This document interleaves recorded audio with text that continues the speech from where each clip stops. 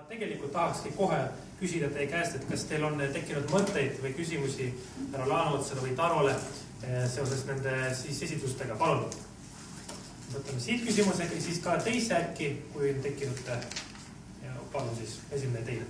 Härra Laaneotsale, et võib-olla kommentaariks, et sellised noortelaagrid olen kuulnud, et Venemaal korraldatakse, kutsutakse sellige või midagi sellist. Midagi jah, et seal nimed mul ei ole otseselt meediast väga minimaalselt läbi käinud ja Leedus oli vist mainitud, et neid nagu jälgitakse ka siis julgeolekuteenistu poolest, et kes käivad ära ja tulevad tagasi, et kus need käivad, hakkavad midagi seal võib-olla mingisuguseid väikseid nagu mingeid asju organiseerima, et kas on neil ka võib-olla mingisugune selle doktriiniga mingi seos, et nad võib-olla üritavad siis seal. Neil on täiesti kindel poliitiline tagamata, võtta nad kunagi tekitas liikumise naši üks. Noorte liikumine ka, see oli nagu liidu aegse mingisugune komsoolm oli tegelikult aastamine, organiseeritud noorte liikumise, mis eesmärk oli kasvatada patriotismi, vene patriotismi eelkõige. See naši nagu nüüd ära sumbunud tervikuna, nii laias mastaabis, nad läksid üle kätte vahepeal. Isegi meie saatkondadel, kui mäletate, ründasti suursaadikud ja nii edasi, siis kui 2007 siin meie probleem oli. Aga see selikir on praegu selleks tõesti, et ideoloogiliselt neid noori harida, ütleme niimoodi, võimude poolt ja isegi Putin see käib aeg-ajalt. Nii et see on iga aastane üritus, nad võtavad neid noori, isegi veavad, sina teed võib-olla paremini, isegi Eestis käivad seal. Ikka on käinud, jah. Isegi sellest avalikult just see on ideoloogiline töötlemine, kasvatamine suurvene vaimus. Põhiline. Milleks seda jaoks? Ja siis palun järgmine küsimus. Tervist. Patrik Madra Välisministeeriumist. Ürituse nimi oli Mida toob talv, ehk siis te andsite väga hea ülevaate sellest, mis siiamaani juhtunud on ja sellest strateegilisest tagamast natukene, aga ma paluksin teil ka spekuleerida siis tuleviku kohta. Kumbu siis? Kes on? Ma arvan, mõlemad võiks olla. Ma võin siis alustada natukene, et mida toob talv, et ma arvan, et Ukraina on oma sellises transformatsiooniprotsessis, ta on ühelt poolt pidamas oma vabadussõda militaarsel moel, aga mis puudutab majanduspoolt, siis on ta ka suhteliselt haavatav ja nõrk võib-olla nii, nagu Eesti oli omal ajal 90. alguses, kus Venemaa samamoodi ühel hetkel nagu andis teatud kohtadele või piirkondadele suveräänsuse, täpselt selles lootuses, et nad nagunii iseseisvalt hakkama ei saa ja ma arvan, et siin antud küsimuses on Venemaa plaan umbes samasugune, suurestada Ukrainat võimalikult palju läbi siis energeetilise relva, mis puudutab seda asja nagu praktilist poolt, kui vaadata seda sõjategevuse piirkonda, siis läbi sõjategevuse piirkonna liiguvad siis need gaasimagistraali juhtmed tegelikult, mis toidavad Venemaad ennast. See tähendab, et seal selles kandis, kus need mässulised või Vene armee hetkel tegutseb, seal gaasijuhtmetega tõenäoliselt mitte midagi juhtu, sellepärast et sellisel juhul jääb Venemaa lõunaosa või see Taganrogi ja see Mustamereäärne piirkond ise ilma gaasivarustuseta. Teine suur probleem Venemaa jaoks Ukraina mõjutamisel on loomulikult see, et kuidas vähendada Ukrainale tarnitava gaasikogust ja samas mitte vähendada transiiti. Et see on nagu suhteliselt keeruline on seda praktikas teostada, sellepärast, et kui Ukraina on vaja, siis ta ju saab puht füüsiliselt saab selle gaasi kätte, kui ta on väga vaja. Aga tegelikult Ukraina on selles olukorras, kus tal on meeletu suur see ressursi selline reserv või mitte otseselt ressursi näol, vaid kokkuhoiu, kuidas öelda, tal on hästi palju kokkuhoiuruumi tegelikult. Et sellest on kõneldud, et Ukraina tööstus on energeetiliselt 6 korda ebaefektiivsem kui näiteks Saksamaa tööstus. Ja tegelikult põhiosa sellest Ukraina gaasist tarbibki see tööstus, hästi ebaefektiivne ja väga sellise korruptiivse mudelina nagu üles ehitatud. Et ma toon nagu näiteks ühe näite, on see, et kuidas need gaasiasjad Ukrainas käivad, et tegelikult Ukraina gaasitarbijatel korterites neil ei ole gaasiarvesteid. See tähendab, et kui sa oled gaasitarbija, siis sa maksad lihtsalt teatud maksu iga kuu. Ja ma nüüd väga, kuidas öelda,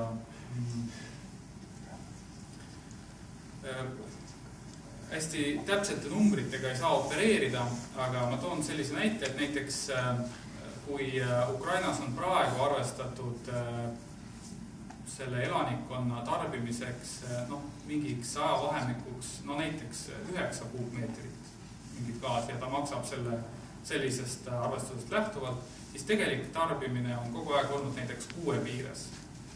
Mis tähendab seda, et see gaas on kõik kinni makstud olnud alati, aga need 3 kuupmeetrit sealt vahelt või ütleme see kolmandik, mingisugune osa, see on jäänud tegelikult kuskile hoidlatesse. Mis tähendab, et hoidlatesse ta ju lõpmatult nagu ei kogune, vaid keegi kulutab ta ära, keegi müüb ta kellelegi maha. Ja sellist korruptiivset elementi on Ukraina energiatööstuses olnud päris palju, lisaks sellele, et seal ei ole nagu säästlikku majandamist. Et ma arvan, et Ukraina peab hakkama tõsiselt mõtlema juba eeloleval talvel sellele, et ma usun, et esimeses järgus need samad formaalsed erinevused kaotatakse ära, sellega juba võidetakse mingisugune kogus seda reservi, mida saab nagu kasutada enda jaoks, mis ei lähe mingisuguste X inimeste taskusse. Et teiseks on see, et ma usun seda, et Ukraina jaoks on kasulikum, kui see energia tuleb talle kallimalt, kui siis, kui talle kaubeldakse mingisugune odavam hinda ala Valgevene. Et mis jällegi ei stimuleeriks neid nagu kokku hoidma, neid korruptiivseid skeeme ära kaotama. Aga mis saab, mida toob talv konkreetselt, ma arvan isiklikult, et Ukraina elab selle talve üle, et ega ta selles mõttes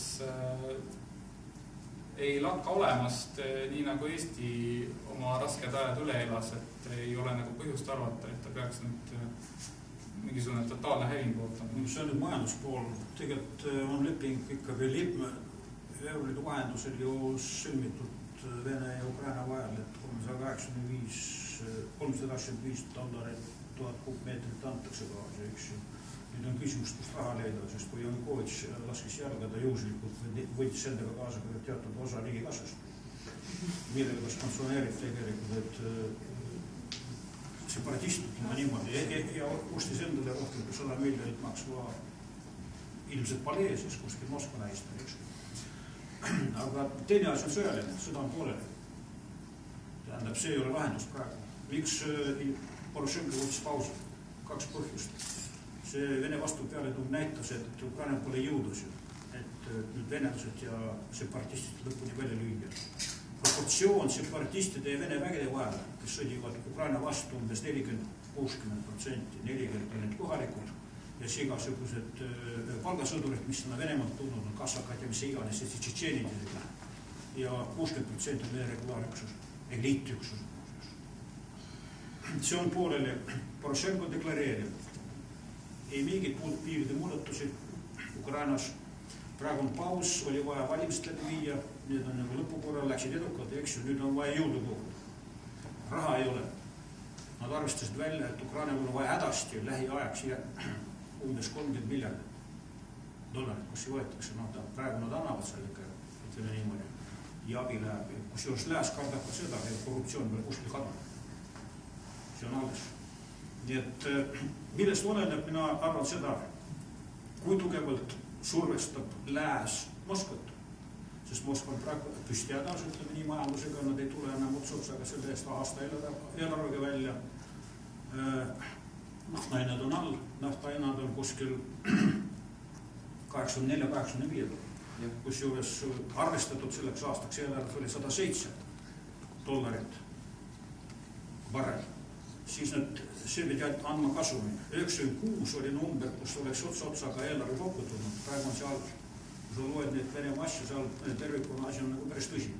Teine, kui te olete tähele pannud, järk-järgult Putin on nagu järgi andnud. Tasakesti on, aga millega see asi lõppes, ta ei saa oma nägu kaotada. Ta on ju liider natsei, eks, rahvuse liider. Ja ta on nagu Merkel ütleski, et ammu juba jalad maast lahtud, ta arvab, et on taevas ja staadilad. Et see võtab aega. Talv majanduse poole, või gaasi poole pealt nad elavad üle, ma arvan. Nad on varunud ka seal 3-4 kuus on olemas, kui nüüd lääs korjab praegu raha, käib mütsiga ringi. Et see võlg ära makstada, ma ei mäleta, kas on 4 või 5 miljardit, mis on see gaasivõlg. Et sel juhul nad elavad üle, aga sõda seal ilmselt jätkub. Missugust vormis ja kuidamoodi. Vaatamata karmile talvele, mis ilmselt tuleb. No võib-olla käib samamoodi, nagu praegu on suutlikke tuli põhiliselt ja lokaalselt mingid väiksed rünnakud, see sama Donetski lennuvälja seal rünnatakse iga päev. See käib juba suke mäng, et inimesed tapetakse, see on nagu uskumatu. Ma ütlesin teile numbri, üle 4360 Vene sõjaväelased. Me ei tea seda, kui paljud separatistid tapetud on, palju need palgasõdurid, ega need keegi ei avalikusta. Tervikuni Ukrainstis on ka kaotanud väga palju. Umbes 4000 inimese riigist. Aga Slaavi maal see ei ole tundlik asi. Siis ka omalt poolt NATO kohta, et Ukraina on, ütleme, karjuvalt küsinud kas veel elementaarset abi, ehk siis relvade või laskemoona näol, eks ole, et kuidagi kaitsta oma suveräänsust, et NATO riigid on Euroopa Liidu riigid, mõnikord kaks kattuvad, on olnud väga sellisel äraootaval positsioonil, kui Poroshenko on kord avaldanud, et need riigid on meid abistanud nüüd sõjaliselt, eks ole, et saatnud mingisugust varustust, siis nad kõik ükshaaval on avaldanud, eks ole, pressiteateid, kus nad üldiselt lükkavad ümber selle väite. Ja siis kas probleem on selles, et NATO-l on lihtsalt arusaam, et tuleb läheneda väga ettevaatlikult või siis küsimus on selles, et ei ole mune? See on suuri poliitika küsimus. Tegelikult varustust antakse, aga ei anta mitte kütusvahendit, relvi ei anta. See muu kiirid, soomusvestid, kõik annavad, eks põhimõtteliselt. No, see asi käib tervikuna, aga küsimus ka selles, et see on suur vastasseis NATO plus kontra Venemaa. Et siin peab ettevaatlikult toimima, sellest, et nurka aetud kiske tegelikult võib käituda etarvu, see on see küsimus. Ja Putin on praegu isolatsioonis sisuliselt, no ta nüüd samas möödunud reedel oli see Valdai klubi konverents, kus ta käis välja, et me pöörame nüüd ütleb niimoodi Lääne-Euroopale selja, läheme ette, Hiina just ootabki seda, tal on odavat toorelet vaja väga. Teine asi ka, mis Hiinat puutub tervikuna, et Putin tunnetab, et on kahe tule vahel praegu. Nad ei saa seda kuidagi näidata suurriiki avalikult. Hiinlased lüpsavad, esiteks Venemaad hakkab lüpsima ja teine ka, niisugune tähelepanek võib olla, mis on praktiline. Meil on siin vastas, ütleme, ida pool Lääne sõjaväeringkond, seal on 2 väliarmeed. Hiina vastas on see ida sõjaväeringkond, seal on 4 väliarmeed, miks seal 2 korda rohkem on? Taipad ise üksi. Sest venelased kardavad ja Rogozin, selline vend peaks veel tuttav olema, üks viitse või asepeaminister, kuidas toimub. See käis isegi, kui mina veel sõja, tähendab, käisime NATO sõjalises nõukogus seal arutamas, käis ju rääkimas tegelikult, et me peaks NATO ühinema Hiina vastu, nad kardavad Hiinat väga. Ja selles mõttes, et Hiina sõjavägi on üle 2 miljoni. Hiina SKP on 9,1 triljonit dollarit, Vene oma kõigist 2,21. Ja teine ka hiinlased on koondanud sinna põhja piirkondades Hiinas väga suure väekontingendi. Hiinlasi Kaug-Idas ja Siberis mitteametlikel andmed on 6,5 miljonit juba. Vaikne rahumeelne invasioon. Nii et meil on mida kaotada. Nad on kahe tule vahel ja sellest, kui käis Putin tegelikult Pekingis, siis teda võeti vastu kui nooremad venda. millega ta ei ole harjunud. Kas on veel küsimusi? Jah, palun. Jah, Herman Kelomäe Eesti väitusselts, et mul just sellest härra Kindral teie viimasest sõnavõtust tulenevalt ma tahaksingi nagu küsida, et või Igor Taro samamoodi, et kuidas te siis nagu üldse analüüsite seda, et kuidas on sellisel juhul üldse loogiline, et Venemaa sellist vastutegevust teeb Euroopale ja Euroopa julgeoleku olukorrale, et miks sellisel juhul, et kui ühelt poolt avaldatakse soovi, et NATO ja Venemaa võiksid ühineda Hiina vastu, siis miks tuua selline olukord nüüd? No, Putini peaargument on tuumarelv, eks. 2 riiki maailmas on kõige suuremad ja võimsamad ja tegusamad, ütleme, tuumarelvastust. USA ja Venemaa. Ta arvestab sellega praegu, et nuid on olemas ikkagi äärmisel juhul ja nad ei kõhkli ja ma olen 100% kindel selles, et Putin ei kõhkli seda kasutamast, kui häda käes. Hiinlased teavad seda. Hiinlaste huvi on praegu, nad jälgivad, see on vana riik, 1000 aastat, nad jälgivad, nad oleks huvitatud väga, kui tekiks pinged või mingisugune kokkupõrg isegi Euroopas, NATO ja Venemaa. See on see vana põhimõte, mis on see kunagi kirjutas. Tema kirjutas mingitest draakonit, see ütleb niimoodi, et Hiina istub mäedel ja vaatab, kui all orus 2 tiirid omavahel võitlevad. Ootab ära, kui nad üksteist need ära veristavad, siis läheb alla ja võtab mõlemad nahad maha. Umbes selline põhimõte hinnapoliitika. Nad ei lähe niisama, nad teavad, et ega Putin tavarelva jõuda, et seal vastu ei saa. See on selge, aga teine tuumarelva. See hiinlastel on kuskil 400 lõkke pead ja venelastel on 1600. Sellega arvestab. See on huvi, eelutav, ütleme vahe. No ja teine ka, kui ta saab tükkvad odavamad, ega Putin, nad ei ole välja käinud ju seda numbrit, missuguse numbritega nad müüvad. Või hakkavad müüma gaasi ja naftat Hiinasse. Vähemalt mina lääneallikatest tean, et see on kõvasti allpool seda, mis nad müüsid siin. Ja seda venelased ise, majandusinimesed Venemaal ka öelnud, oluliselt madalamad hinnad Hiinale, kui nad said siin Euroopas. Kas sellest kasu mingi? Siis on aega. Üldiselt nagu Putini tegutsemismustrit Euroopa ratsionaalsete skeemide sisse panna on suhteliselt keeruline, et kui vaadatakse seda Ukraina näidet, et mida siis Venemaa on deklareerinud, mida ta tahtis saavutada. Ta tahtis saavutada seda, et Ukraina ei läheneks Euroopa Liidule, tahtis saavutada seda, et Janukovitš oleks võimul, tahtis saavutada seda, et NATO baasid või NATO nagu ei laieneks kuidagi, ei muudaks oma tegevust aktiivsemaks Venemaa suunal. Et tegelikult kõik Putini viimaste kuude tegevused on töötanud sellele vastu. Et kui ta oleks, ütleme, Maidani seal lõpu otsas teatanud, et okei, selge, et Ukrainas on uus võim ja me teeme koostööd, see oleks tegelikult tähendanud ju seda, et Krimm oleks jäänud sama venemeelseks, nagu ta osaliselt oli enne selle lahutamist Ukraina käest. Kõik venemeelsed oblasti valitsuste juhid või suurem jagu neist, suur jagu süsteemist oleks Ida-Ukrainas jäänud paika, ütleme ka nendes majanduspiirkondades. Ja Ukraina olekski tõenäoliselt jäänud selliseks nii ja naa riigiks, sellepärast, et oleks võib-olla võimu tipu väljavahetamine toimunud, aga nii suures riigis nagu 40 miljoniga Ukrainas kogu see ahela väljavahetamine on suhteliselt keeruline. Millegi pärast on ta tegutsenud niimoodi, et ta on vastupidi mobiliseerinud kõik enda vastu. Et tõepoolest väga raske on sellest aru saada. Põhimõtteliselt sellest võidust on Putin kandnud ainult kaotusi. Krimm, ta oli doteeritav Ukraina poolt, eks ju, tervikuna. Vesi läheb sinna Ukrainast, elekter läheb sinna Ukrainast tervikuna. Nüüd ta peab üle Kertši väina vedama, varustama seda Krimmi. Seal on suured probleemid. Teine infrastruktuur tuleb seal uuendada, millega muidugi Ukrainast eriti ei tegele. Ida-Ukraina, mis on separatistide käes, on purustatud. Kuidas elada talv üle, seal on küsimus. Venelastel ei ole mida sinna anda, siin on ju miljardid võib-olla vaja selleks midagi taastada. Poroshenko ütles, et rinne taha, sinna ta ei anna mitte ühtegi Krimmat. Nendes oblastides, mis hakkab toimumas. Kuidas see talv üldse tuleb, see on täiesti huvitav küsimus. Nende nendele aladele, mis on separatistide ja Vene vägede käes.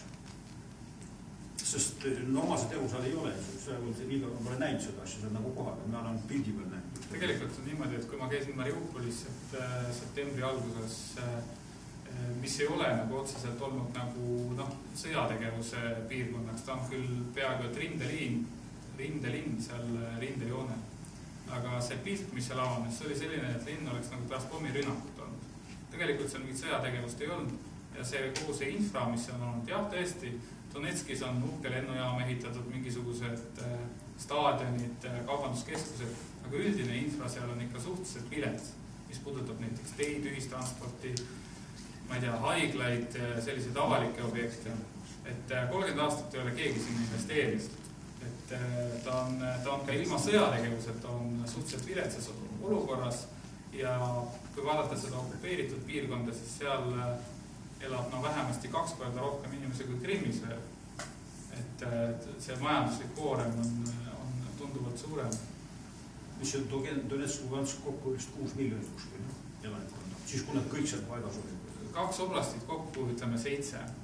Aga me räägime sellest, et seal on mitte 2 oblastit nüüd, vaid seal on kummastki territooriumi poolest on nagu väiksem osa, rahvastiku poolest natukene suurem osa kui pool ja mingi osa inimestest on ju lahkunud.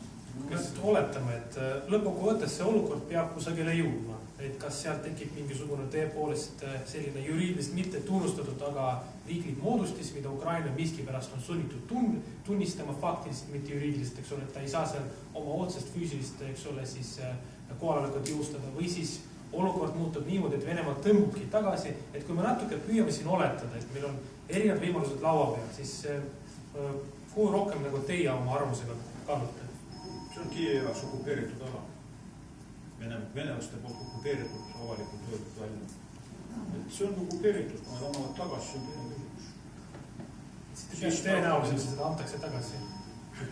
Ma pean seda, ma ütlesin 2 tingimused. Kui venelastel hästi halvasti hakkab majanduses minema, teine faktor lääne survel, siis varem kui hiljem kuidagi viisakad, et nägu säilitada, Putin selle teeb ära, kuidagi pidi. Kui ta nüüd tunnustas isegi nende valimistulemus ametlikult Moskva tunnistust, see tähendab, et mingisugused sammud järele andmised on, aga ta saab korraga seda teha. Siis teda nagu oma rahvas ei saa, sest nende jaoks on ta jumalus. Mina arvan seda, et see, kas Kreml nüüd ametlikult valimisi tunnustas,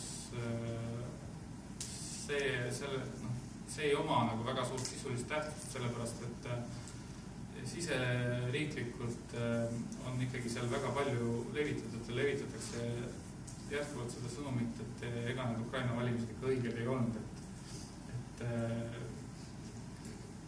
Ja võib-olla need signaalid, mida saadetakse välja, on tõepoolest nagu meile mõeldud ja Euroopa Liidule ja ütleme lääneriikidele just nimelt selle majandusliku heidutuse ärahoidmiseks.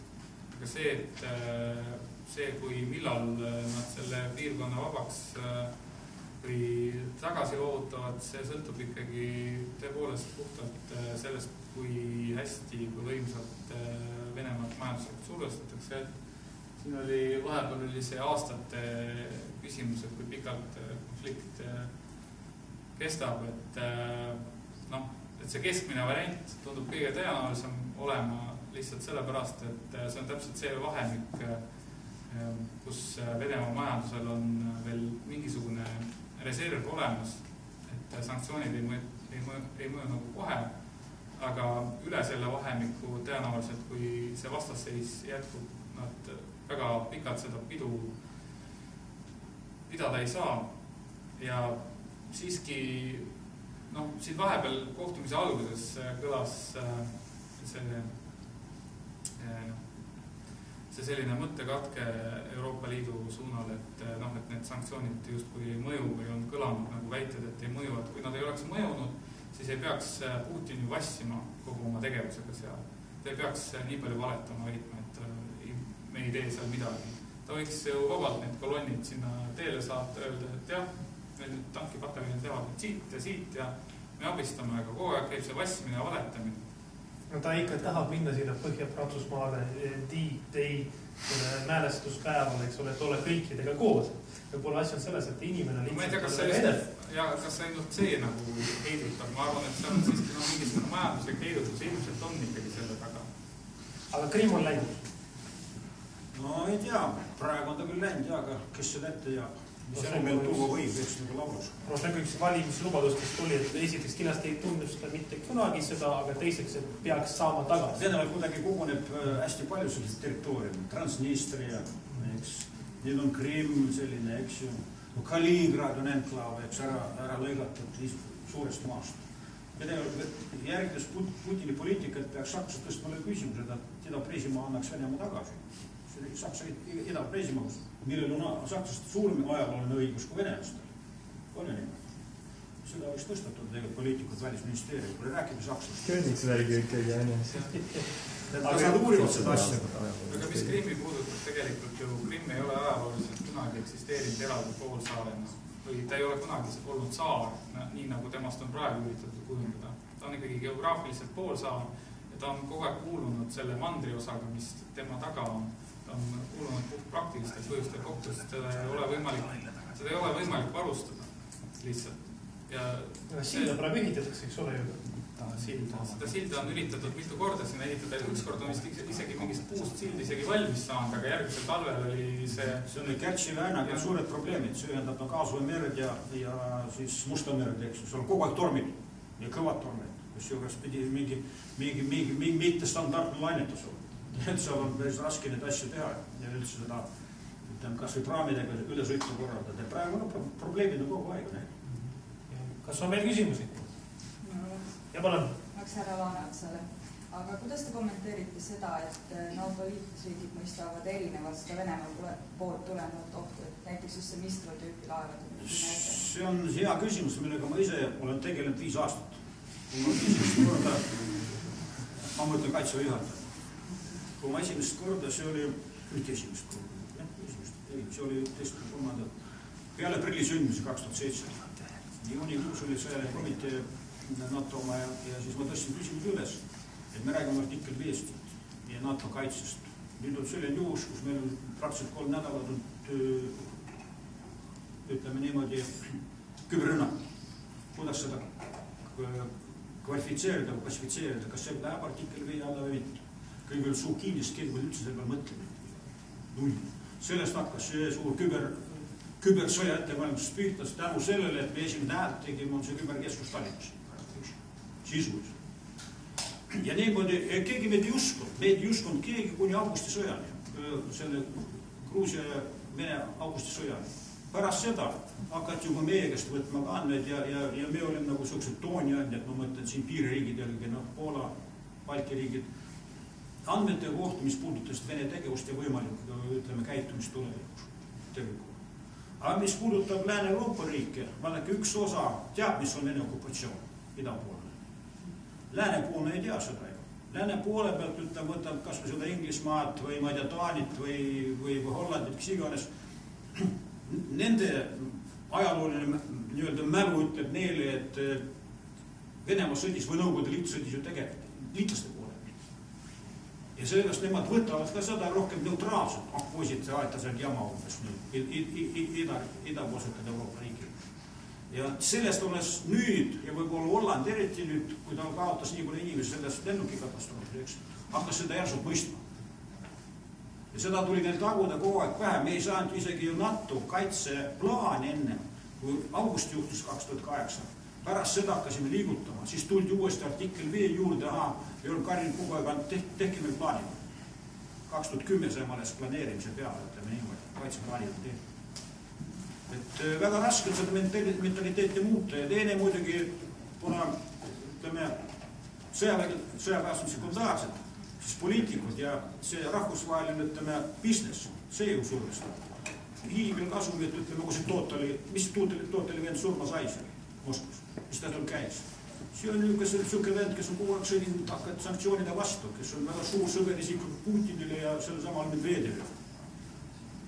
Et äri küsimus, sõltuvus, kui Saksa gaasist, mis Saksamaa kasutab, kus 40% kuni viimase ajani tuli Venemaa. Selge see, et neil on omad huvid seal, miks nad tagasihoidlikult ennast hoiavad. Või soomlaste suured ärid, mis nüüd löögi all on. Miks soomlased ongi, me siin sõimame neid, aga nad on sõltuvad sellest liikus. Et see on sellised keerulised probleemid, aga ma näen, et see on järk-järgult nagu ikkagi see asi nagu talandub praegu ja vaadatakse ikka rohkem selle peale, kuidas Venemaa käitub. Aga nüüd seda ma räägin möödunud nädala, seda jällegi Valdai klubi ettekannet Putini oma kuulates, ma küll siin midagi head tuleviku peale ei ennusta. Kas teil oli Igor ka paar mõtet selle kohta? No mul oleks see mõte, et loomulikult see on hästi oluline, mis me oleme NATO suunal teinud ja NATO on meie jaoks hästi tähtis selline strateegiline heidutus. Me peame mõtlema ka selle peale, et lõpuks, kui see hetk on et mingil ajal käes, Ukraina sai 6 aastase eelhoiatuse, Ukraina ei teinud mitte midagi selleks, et kuidagi selleks valmis olla, siis vähemalt esimesed päevad või mingisugune esimene väga suur, hästi oluline, mitte väga suur, vaid oluline kriitiline periood. Konflikti alguses tuleb meil endal sellega tegeleda. Et me ei saa loota selle peale, et räägid esmasest kaitsevõimust. Just, et kas Prantsusmaa selle otsustab midagi või otsustab kõik. Krimmis otsustas tegelikult 1-2 päeva võib-olla seda tegevusetust. Konkreetselt rääkides praegu, me vaatasin seda graafikut, kus need NATO võimekust üleval, eks. Mis on praegu kõige kiirem NATO üksus, on see Rapid Reaction Force, kiire reageerimisüksus. Tema 25 000 on seal maaväge 9 pataljoni umbes erinevad tanki, mehaniseeritud üksused, võib-olla isegi jalavägi. Siis on mereväe üksused on laevad ja 14 lennukeskondil. Reaktsiooni aeg on 5-7 päeva. See tähendab, kui midagi juhtub, siis need protseduurid NATO-st pluss selle väekoondise nagu saabumine võtab 5-7 päeva. See on meie jaoks kriitiline. Miks me praegu ütleme, ja ma olen siin kogu aeg soosinud ja rääkinud ka nendel inimestest, kes on seotud NATO-ga, et tehke kõik võimalik, et saada siia eelpositsioneerimisbaasid või laad, ütleme niimoodi. Kas kõik saavad aru, mis asi on? Naised teil peab rääkima ei pea. Põhimõtteliselt see on üksuse, ütleme, mingi üksus. On ta brigaad, see on umbes 4300 meest või pataljon, ütleme, kui pataljon lahingugrupp 1200 meest. Paneb kõik oma relvad, varustuse, kõik, mis sõjaks vaja on, laskemoona siia meile ladudesse, eks, üksuse põhiselt. Ise nad harjutavad kuskil kodus seal, kus nad iganes on, eks. Kui on vaja, häire lennukituse tuuks siia. See on kordadeski ju kiirem tegelikult ja efektiivsem kui kogu selle krempliga nüüd üle mere tulla, sest vaevalt, et venelast lasti maismat pidi tulla sealt Poolast läbi, ütleme niimoodi, Leedu ja nii edasi. See on see positsioneerimise mõte. Näiteks norrakatel on USA relvastus ja varustus 17 000 mehele. Norrakatel on see olemas. Nüüd teluesti lees uuendati. See lihtsalt värskendati, vanenenud relvastus võeti välja, panti uus asu. See on meile vajalik. Teine meil on füüsiline juurelast siin vaja, nagu praegu see kompanii on, mis Tapal on, Ameerika oma. See on väga vajalik. See on lihtsalt, ütleme niimoodi, signaal Moskva. Edasi, nüüd on kompanii 150-160 meest, see ei ole suur võitlus või efektiivne võitlus vajanud, väike. Aga ta on signaal, et tegemist on mitte Eestiga eraldi, aga tegemist on NATO tervikuna, kui siin on ameeriklased või Saksa lennukid, Eurofighterid lendavad Ämari lennuväljal. Õhuruumis veel. See on tähtis. Ja seda peab pressima välis minna, see on teine asi. Pagi pihta nii palju kannab. Suruge praegu õige moment, kui lasen selle käest ära, jälle lõdvaks asi läheb, siis see ju maksab kõik. Mitte ainult meile, aga neile kas tulevad.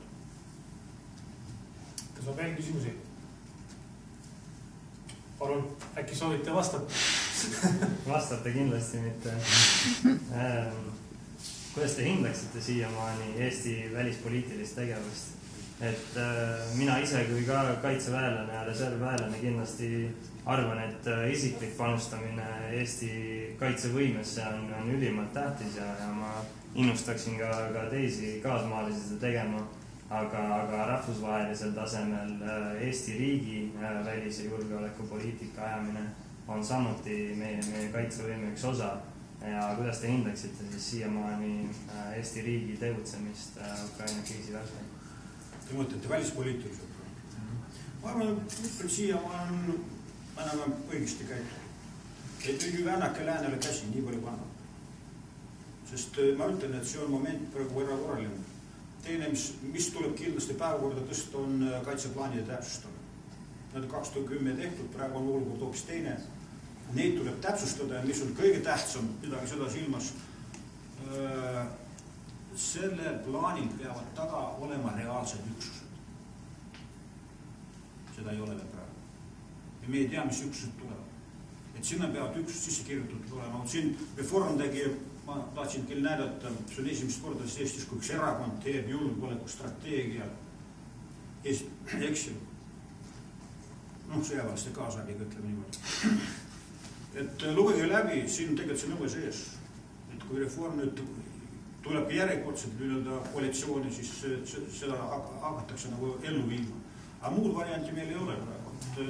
Meil on nii pisikesed. Üks häda on meil lõunanaaber. Nendega on püsti häda tegelikult. Kõige nõrgem. Kui kogu Läti relvajõud moodustavad kuskil 5200 inimest, saadki andeks, kui siis on. Meie sõja ja koosseisud praegu mobilisatsiooniplaaniga 42 000 Eestis. Puudus on mitte meestest, mehi on piisavad. Meil on nüüd 122 000 on mehed, kes on läbinud väljaõppe, keda saab kaasata. Varustusest ja relvastust. Ja see maksab raha. Aga siin on vaja Kaitseliit tõrgutada nii palju kui annab ja mina irvitan alati nende paadimiste üle. See on vist see kategooria meil Eesti kodanik on, et mehed on naised, kelle alati püksid merel hirmustavad. Kes tahavad kohe plagada, kui midagi juhtuma hakkab. On ju niimoodi? Mis ilkund, nende üle ilgun edasi, kuhu nad plagavad. Soome on samamoodi löögi on. Näete, mis Rootsist toimub.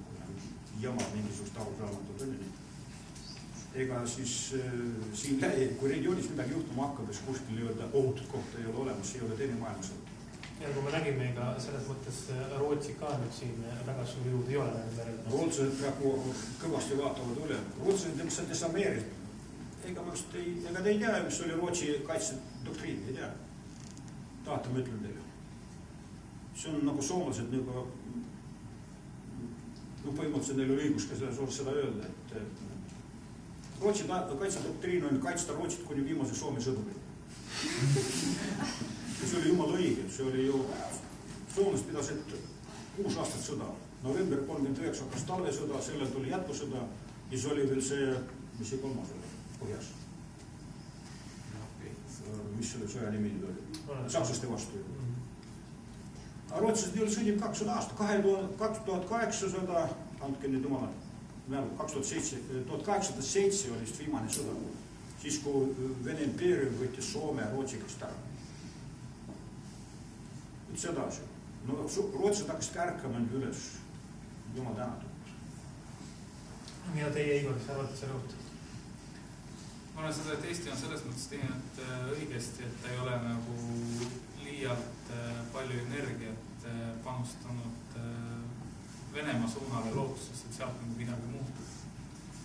Et ma loodan, et meil ei tule lähiajal uut välisministrit, kes ütleb, et meil on vaja uut Vene poliitikat ja Vahet ei alles, ei läinud taga. Ja midagi, ma mõtlen lähikuude või lähiaastate perspektiivis, kes, meil on olnud selliseid pretsedente. Ma mäletan, kui me ise Moskvasse tööle läksime, siis oli ka, et nüüd on vaja uus lehekülg pöörata ja suhteid soojendama hakata ja et kevadine sula on kohe käes ja ma ei tea, kas nad nüüd pööravad, et Venemaa on ise niimoodi juba asja hulluks ajanud, et see on raske nagu kuskil pöörata. Isegi nüüd on pro-Vene vaadetega poliitikud. Mulle meeldis see, mida Eesti tegi Gruusia sõja, siis kui Eesti president ja oli koos 5 riigipeaga Tbilisis, Vene väed olid nüüd sees ja nemad olid seal pealinnas ja seda oli väga uhke vaadata, et ma olin ise seal koha peal. Et üldse igast asju, mõnedest asjadest ei saa ka rääkida, mida Eesti seal tegi väga detailselt, aga küllap olete artiklitest nagu midagi tähele pannud, et ma sain seda päris lähedalt nagu jälgida ja see oli nagu vinge. Ja ma arvan, et me peaks nagu seda joont jätkama, et võib-olla Ukrainas me ei ole nii kõvad tegijad. Ukraina on suurem riik, seal on teisi suurimaid tegijaid, aga see oli nagu hea suund ja hea valik õppida teiste vigadest selleks, et mitte teha neid mõned aastad hiljem nagu ise. Sõjalises plaanis, mis on meie eestlaste häda, väike riik, väike rahvas, alaväärsuskompleks. mõt me ei saa hakkama, mis me suurega ikka võitleme, kuulge. Soomlased võtsid talvesõja sisuliselt. 105 päeva sõda, küll kaotasid mingid territooriumid. Punaarmee kaotused 402,6 tuhat inimest, kujutate endale ette. Ei kujuta. See oli isegi šokk, Stalini viis šokki, ta pärast nädal aega oma Punaarmee juhtkonnaga arutas, mis siis juhtus. Teine tšetšeenid võtsid esimese Tšetšeenia sõja sisuliselt. Detsember 94, august 96 Sassav Jurti rahuga Vene väed lahkusid. Tšetšeenia rahvast oli natuke rohkem kui meil. See tähendab, kui ikka rahvas tahab võidelda iseseisvuse ja vabaduse eest, siis seda võib ka edukalt teha. Ei ole vaja karta. Seda peate sisendama teistele ka, et ma räägin nendest märgade pükstega paadimeestest kogu aeg, eks ju. Ja vastik isegi rääkida. Tegelikult päris selline hiljutine näide on ka seesama Ukraina konflikt, et veel enne, kui Vene armee seal seda suurt pealetungi augustis alustas, siis need samad separatistid, kes Ukraina armeele vastu seisid, siis nemad olid ju algfaasis ka suhteliselt, nad ei olnud väga kõvasti, väga võimsalt relvastatud. Isegi mõnevõrra kergemalt kui Eesti kaitsevägi on. Ja kui vaadata seda, et milliseid probleeme nad suutsid Ukraina armeel tekitada, et see oli ju tegelikult suhteliselt muljet avaldav, et sellised väiksed tankitõrjerelvad, mis neil olid, et Ukraina armee oli siiski ja siiamaani on tegelikult püsti. No need on raske nimetada, need olid kokku võetud vabatahtlikud üksused. Jah, tinglikult ütleme, et Ukraina poole jaoks oli see ikkagi. Regulaarvägi oli muuseas 25 aeromobiilne brigaad ja reetis sisuliselt. Keeldus sõdimast ja kogu lugu, sa oled suured jamad lojaalsusega tegelikult Ukraina sõjas siiamaani on. Ja ka omalt poolt lisama, et ma arvan, et meie kodanikuühiskonna ja ka riigi laiemalt üks oluline ülesanne on see, et pöörata tähelepanu nende sisemistele probleemidele, mis Eestis eksisteerivad ja mis vägagi võivad meile valusalt kätte maksta, kui me nendele ei reageeri adekvaatselt, ma mõtlen ennekõike lõjumist, ma mõtlen Narvat, mida on nii palju seostatud teoreetiliselt Krimmi stsenaariumiga ja tegelikult teatud, eks ole, teatud sarnased on olemas, samas mul oli siin hea meel rääkida ühe toreda inimese, kes on minu tuttav ja kes on pärit Narvast, kes ütleme, on inimene, kes ei hinda Putinit kui deemonliku figuuri, ei. Aga kes on öelnud, et nii tema ise kui ka tema isa ja kusjuures ka ema kindlasti on valmis oma Narvat kaitsma, sellepärast, et kui tuleb see abstraktne venelane, eks ole, siis nad võtavad teda mitte kui rahvuskaaslast, keda just nimelt ei tohiks rünnata, sellepärast oma. Nad võtavad teda lihtsalt kui röövlik, kes siseneb sinu kodusse ja kes tahab sult ära võtta midagi. Palju tegelikult. Ja ma lihtsalt usun sellesse, et me peaksime aru andma endale, et esiteks kindlasti kõik Narva elanikud ja üldse laiemalt Eesti elanikud ei ole omamoodi selline otsene oht, et see on väga mitmekesine koosseis sellele rahva osal, aga teiseks kindlasti on vaja tähelepanu pöörata nende inimeste reaalsele kaasamisele meie riigikaitsesse, et meil oleks rohkem venekeelseid inimesi Kaitseliidus ja ka Kaitseväes juhtpositsioonidel, sellepärast lõppkokkuvõttes need on kõik lihtsalt ülimad positiivsed eeskujud, millest meil on tegelikult natuke puudu.